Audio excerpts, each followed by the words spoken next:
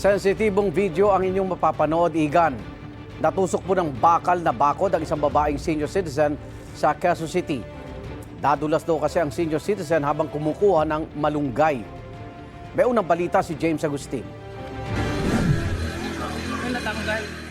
Mga pigil hininga ang rescue operation sa 65 taong gulang na babae sa barangay San Agustino, Valiches, Quezon City nitong Martes.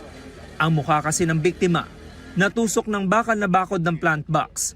Nilagyan ng benda ang ulo ng babae ng Emergency Medical Services ng QCDRMO at gumamit ng hydraulic cutter ang Special Rescue Force ng Quezon City Fire District para maputol ang bakal.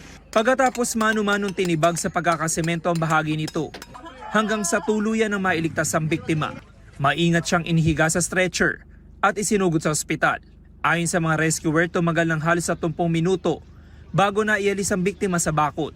Ang naging challenge lang po sa amin, syempre, nakatusok siya doon sa bakal. So hindi natin pwedeng basta-basta galawin. So nagdahan-dahan lang po tayo doon hanggang sa matanggal natin siya doon sa pagkakatusok. From dito sa ilalim ng baba niya, pumasok yung bakal and then lumabas sa may mouth niya. So kahit papano, pasalamat pa rin at walang tinamaan na vital yung carotid artery, hindi masyadong nadali. And then yung dito, yung sa trachea, yung sa airway, hindi naman tinamaan. Sa impormasyon na nakalap ng BFP, nangyari ang insidente ilang metro lang ang layo sa bahay ng biktima.